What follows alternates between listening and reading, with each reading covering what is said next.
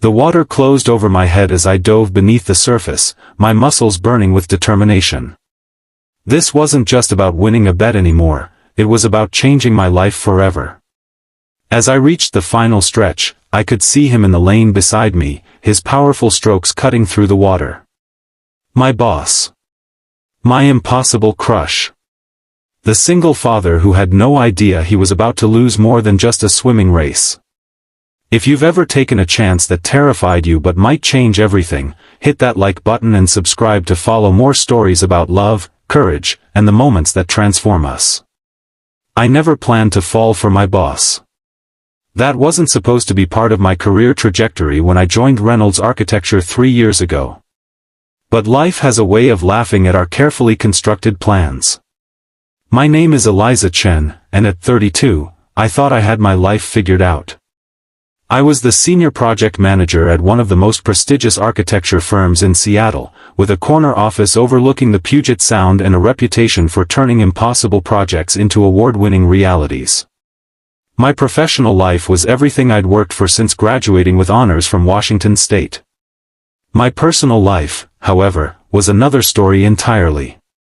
Eliza, I need the Westlake proposal on my desk by 5, Marcus Reynolds said, leaning against my doorframe one rainy Tuesday morning. He looked exhausted, the dark circles under his eyes more pronounced than usual, his normally immaculate suit slightly rumpled. Already finished, I replied, holding up the bound presentation. I was just about to bring it to you. The smile that spread across his face made my heart do that ridiculous flutter I'd been trying to suppress for months. Marcus Reynolds was 40, a widower with a 10-year-old daughter named Sophie, and my direct supervisor. He was also unfairly handsome, with salt and pepper hair that curled slightly when he worked late, intelligent green eyes that missed nothing, and the kind of quiet confidence that came from overcoming life's hardest challenges. "You're a lifesaver," he said, taking the proposal. Our fingers brushed, and I pretended not to notice the jolt of electricity that shot up my arm. "I don't know what I'd do without you." "Crash and burn, probably," I joked, trying to keep things professional despite the way my pulse quickened whenever he was near. He laughed, running a hand through his hair in that distracted way that made him look more like an artist than the head of a major architectural department. "Probably." "Listen, I hate to ask, but the sitter canceled on me again. The client dinner is tonight, and I can watch Sophie," I offered before he could finish. It wasn't the first time I'd stepped in to help with his daughter, and secretly, I cherished these glimpses into his personal life. Sophie was a miniature version of her father, brilliant, stubborn, and unexpectedly funny. Relief washed over his features. "Are you sure? I know it's last minute. Sophie and I have a standing date with bad pizza and worse movies. It's no problem." "You're amazing," he said, and for a moment, something shifted in his expression, something warm and appreciative that went beyond professional gratitude. Then it was gone, replaced by his usual friendly professionalism. "I'll text you the details." After he left, I sat at my desk, staring at the rain streaking down my office window. 3 years of working closely with Marcus, of watching him rebuild his life after losing his wife to cancer, of falling slowly and irrevocably in love with both him and his daughter. 3 years of keeping my feelings locked away because crossing that line would be professional suicide. That evening, as Sophie and I built a blanket fort in their living room and argued about whether pineapple belonged on pizza, it absolutely does not, I tried to ignore the domestic comfort I felt in Marcus's home. The photos of his late wife, Claire, smiled down from the walls, a beautiful woman with Sophie's same curly hair and infectious smile. "Dad says you're the smartest person at his company," Sophie announced as she carefully arranged pillows at the entrance of our fort. "Your dad is very kind, but I'm pretty sure he's the smartest one there." Sophie shook her head with the absolute certainty only a 10-year-old could possess. "Nope. He said you see solutions nobody else does. And that you're the only person who isn't afraid to tell him when his ideas are stupid." I laughed. "I definitely don't use the word stupid with your dad. Maybe not out loud." Sophie grinned, looking so much like Marcus that my heart ached. But he says you have a look that says it for you. I should probably work on my poker face then. Don't, Sophie said, suddenly serious. Dad says most people just tell him what they think he wants to hear. He likes that you're honest. Before I could respond, we heard the front door open. Marcus was home earlier than expected, his tie loosened and his expression unreadable. Daddy! Sophie launched herself at him, and his face transformed, lighting up with the pure joy that only appeared when he was with his daughter. Hey, Soph, he said, scooping her up despite her protests that she was too old to be carried. Did you and Eliza have fun? We built a fort and watched Moana again, and Eliza still doesn't think pineapple belongs on pizza even though she's wrong. Marcus laughed, setting her down. A debate for the ages. Why don't you go get ready for bed while I talk to Eliza for a minute? After Sophie reluctantly trudged upstairs, Marcus turned to me with an apologetic smile. The client cancelled. Some emergency in Tokyo. I'm sorry you got stuck babysitting for nothing. It's never a nothing with Sophie, I said honestly. She's the highlight of my week. Something softened in his expression. She adores you, you know. Talks about you constantly. Eliza says this and Eliza thinks that. The feeling is mutual. She's an amazing kid. An awkward silence fell between us, filled with all the things I couldn't say. How I loved these moments in his home. How sometimes I let myself imagine what it would be like if I belonged here, with them. Can I get you a drink? He asked suddenly. Since the night is shot anyway, we might as well salvage something from it. One drink turned into two as we sat in his kitchen, discussing the Westlake project, office politics, and eventually, more personal matters. It was the most relaxed I'd ever seen him, his guard lowered just enough to reveal glimpses of the man beneath the professional exterior. Sophie mentioned you swim, I said, remembering something his daughter had told me earlier. She said you were on the Olympic training team? Marcus looked surprised. That was a lifetime ago. Before architecture school, before Claire, before everything changed. Why did you stop? He swirled the whiskey in his glass, staring into it as if it held the answers to questions he'd long stopped asking. Life happened. Priorities shifted. I still swim when I can, though. It clears my head. I swim too, I offered. Not Olympic level, obviously, but I was varsity in college. Something sparked in his eyes, interest, challenge, I couldn't quite tell. Really? What's your stroke? Freestyle, mainly. Some butterfly when I'm feeling masochistic.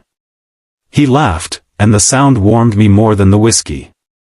We should race sometime. The company has that membership at the downtown athletic club. You'd destroy me, I said, smiling.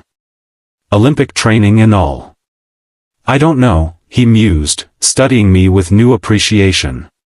You're what, 10 years younger? And I've seen how competitive you are with project deadlines. You might surprise me. I don't know if it was the whiskey or the late hour or the way he was looking at me, like he was really seeing me for the first time, but I heard myself say, what would I get if I won? His eyebrows shot up, and for a terrifying moment, I thought I'd crossed a line. Then his lips curved into a smile that sent heat racing through me. What would you want? 1,000 inappropriate answers flashed through my mind. Instead, I kept it light. A day off? Your parking spot for a week? Boring, he declared, leaning forward. If you beat me, which you won't, I'll give you one night. My heart stopped. One night? One night where I cook you dinner. A real dinner, not takeout eaten over project files. We open a good bottle of wine, and we don't talk about work at all. His eyes held mine, and I couldn't look away. One night where we're just Marcus and Eliza, not boss and employee. The implications hung in the air between us, dangerous and tempting. This wasn't just about dinner, and we both knew it. "And if you win?" I asked, my voice barely above a whisper. "If I win, you have to take a real weekend off. No checking emails, no working from home. 2 full days of rest." I laughed, the tension breaking slightly. "That's not much of a prize for you." "Seeing you take care of yourself would be prize enough," he said quietly, and the sincerity in his voice made my chest tight. "Okay," I agreed, knowing I was stepping onto a path that could change everything. "But if I win, I want more than one night." His eyes darkened. "How much more?" I gathered my courage and took the biggest risk of my life. "I want a chance. A real chance to see if there could be something between us. Not just one night of pretending the boundaries don't exist, but the possibility of something real." The silence that followed was deafening. I'd said too much, revealed too much. I was about to apologize, to backtrack, when he spoke. Friday. 7 a.m. at the athletic club. 100 meters, freestyle. He didn't say yes. But he didn't say no either. The next 3 days were torture.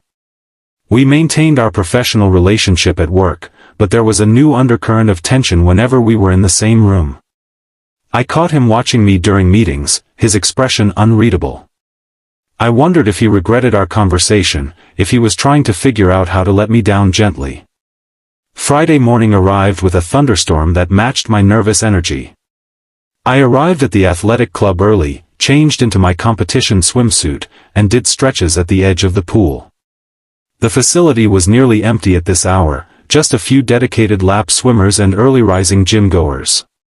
Marcus arrived exactly at 7, wearing black swim shorts and a determined expression. My mouth went dry at the sight of him. I'd imagined what he might look like beneath his tailored suits, but the reality was far more devastating: broad shoulders, a strong chest tapering to a narrow waist, and the kind of defined muscles that came from years of disciplined swimming, not showy gym workouts. "Morning," he said, his eyes sweeping over me in a way that made me glad I'd worn my best suit. "Ready to lose?" "Confident, aren't we?" I replied, trying to match his light tone despite the butterflies in my stomach. "Always." He smiled, but there was something serious in his eyes.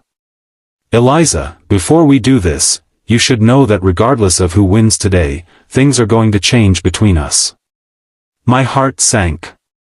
"If you want to call it off." "No," he interrupted. "That's not what I'm saying. I'm saying that I've been thinking about what you said. About wanting more than one night." He took a deep breath. "I've been thinking about it for a long time, actually. Long before Tuesday night." Hope bloomed in my chest, fragile and terrifying. "What are you saying, Marcus?" "I'm saying that this race isn't really about who wins. It's about giving ourselves permission to acknowledge what's been building between us for months." His voice dropped lower. "Maybe years." I couldn't speak, couldn't breathe. "But," he continued, "I need you to be sure. Because if we cross this line, there's no going back. And it's not just me you'd be getting involved with, it's Sophie too." "I know," I said softly. "I've thought about that. A lot." He nodded, his expression solemn. "Then let's race. And whatever happens next, we face it together." We took our positions at the starting blocks, the tension between us transformed into competitive energy. One of the lifeguards agreed to time us and give the starting signal. "Swimmers ready," the young man called. "Set. Go." We dove into the water simultaneously, the cool shock of it clearing my head instantly. All the complications, all the potential consequences faded away as instinct took over. I'd always been a strong starter, and I pulled ahead slightly in the first 25 meters. But Marcus hadn't been exaggerating about his abilities. His technique was flawless, each stroke powerful and efficient. He caught up to me at the turn, and we were neck and neck heading into the final stretch. My lungs burned, my muscles screamed, but I pushed harder than I ever had before. This wasn't just about winning a bet anymore, it was about proving to myself and to Marcus that I was willing to fight for what I wanted.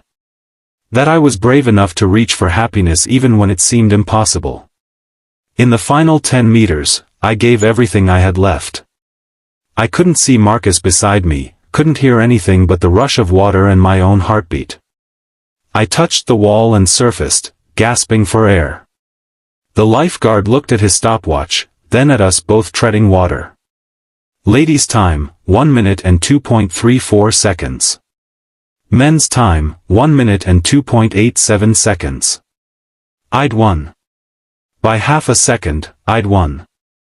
Marcus stared at me, water dripping from his face, his expression a mix of surprise and something else, something that made my heart race faster than the swim had. "You beat me," he said, sounding impressed rather than disappointed. "I told you I was competitive," I replied, trying to catch my breath.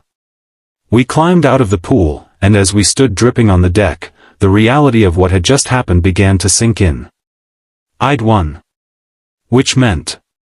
"So," Marcus said, handing me a towel. "You want more than one night?" I nodded, suddenly nervous again. "If that's still on the table." He stepped closer, close enough that I could see the water droplets clinging to his eyelashes. "It is.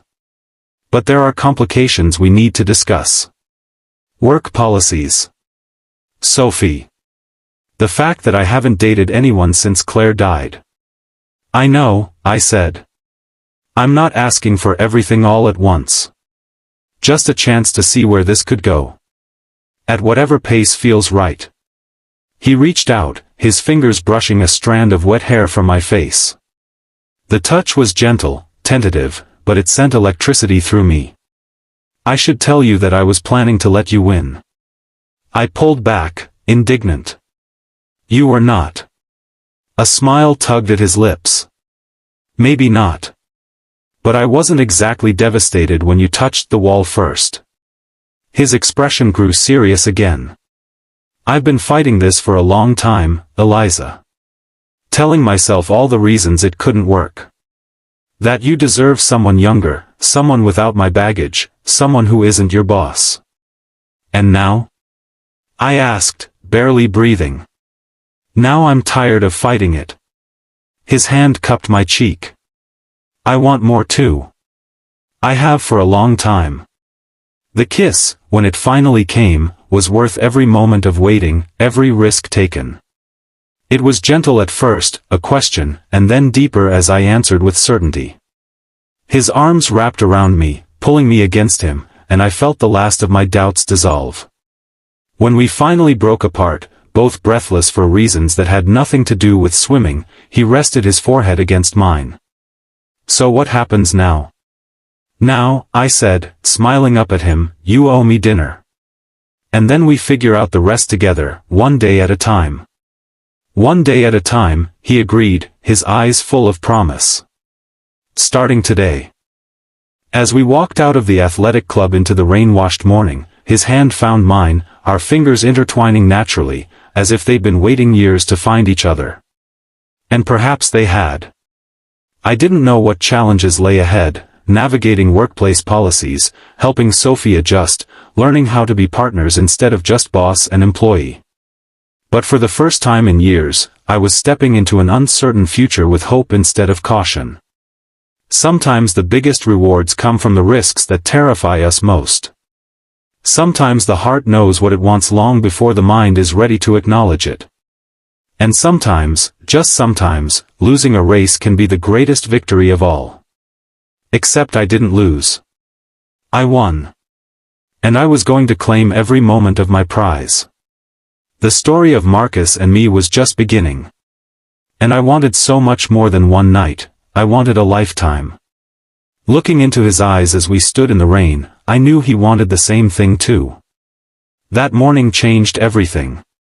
The race was just the beginning of our journey together, a journey filled with challenges, joy,